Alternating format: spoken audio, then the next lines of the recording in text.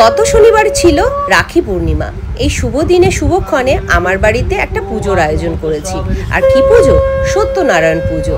আমার বাড়িতে একটু রিপেয়ারের কাজ হয়েছিল, তার জন্য মনে অনেক দিন ধরে ইচ্ছে ছিল বাড়িতে একটা পুজো দেব। তা সেই মতন আজকের এই শুভ দিনটাকে বেছে নিলাম। তার জন্য চলে এসেছে ঠাকুরমশাই, আর পুজোর কিন্তু সুন্দরভাবে আয়োজন করে নিয়েছি। যদিও আমরা ঠাকুরমশাইকে ঠাকুরমশাই বলি না, আমরা কিন্তু গৌতমদা বলেই ডেকে থাকি। তা এর আগের একটা ভিডিওতে আমি বলেছিলাম গৌতমদা সবার বাড়িতে গিয়ে পুজো করে না, আর সেটা কেন করে না তোমাদের একটু ছোট্ট করে বলে দিই। তোমরা ওখানে অনেকে অনেক রকমের কমেন্ট করেছো, আপনি এমন কে যে আপনার বাড়িতে গিয়ে পুজো করেছে।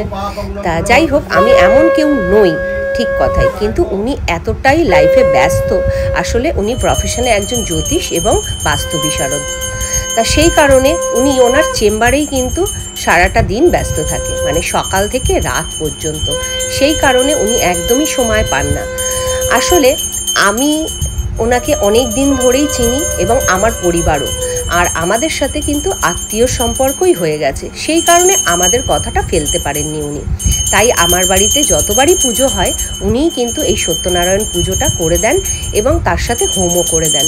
এই নিয়ে আমার বাড়িতে 4 বার পুজো হলো, আর যতবারই পুজো হয়েছে ওনাকে দিয়েই আমি করাই।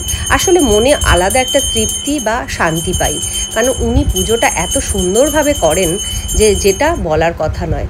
তা যাই হোক, এখানে কিন্তু পুজো সম্পন্ন হয়ে গেছে, আরতিও হয়ে গেছে। তারপরে দেখো হোমের জোগাড় হয়েছে, এবং হোমটা উনি নিজে হাতেই কিন্তু করেন। আর শাশুড়ি মাও এসছিল। শাশুড়ি মা বেশিক্ষণ যেহেতু বসে থাকতে পারেন না, তাই হোমের আগেই আরতি দেখে চলে গেছিল। তা যাই হোক, পরে ওনার জন্য আমি প্রসাদ পাঠিয়ে দিই, আর তার সাথে ওনাকে যে দেখভাল করেন উনিও এসছিলেন।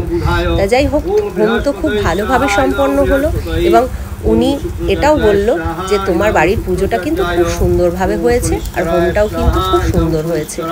তা যাই হোক, উনি অনেক কিছু জানেন এবং অনেক কিছু বোঝেন। হোমটা দেখে উনি এটাই বলল যে খুব ভালো হোম হয়েছে, এটা কিন্তু সবার বাড়িতে এরকম হোম হয় না। তা আর কি বলবো বন্ধুরা, অনেকেই তো অনেক রকমের মন্তব্য করে, তাই এতগুলো কথা বললাম। তা এতগুলো কথা যদিও আমার মানে বলার ইচ্ছা ছিল না, তা তবুও বলতে হলো, কারণ তোমাদের কাছে যেহেতু সবটা শেয়ার করি, সবটা জানাই, তাই এটাও জানালাম। তা হোমও কিন্তু দেখো দেখতে দেখতে সম্পন্ন হয়ে গেল। তারপরে ভক্তি ভরে প্রণাম করে নিলাম। মাসিও এসছিল।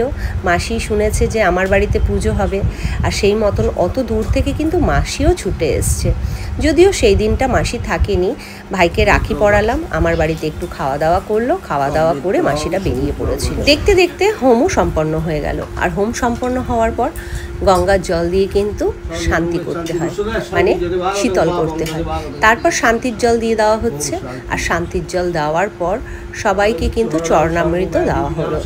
আর মা সেই সময় রান্নাঘরে রান্নার কাজে ব্যস্ত ছিল বলে মা কিন্তু চরণামৃতটা পায়নি, মাকে পরে দেওয়া হয়েছে। তারপর সবাইকে হোমযজ্ঞের টিপ পরিয়ে দেওয়া হলো।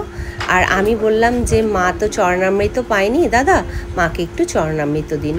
তারপর সবশেষে মাকে চরণামৃত দিল। তা যাই হোক, এইভাবেই পুজোটা সম্পন্ন হলো।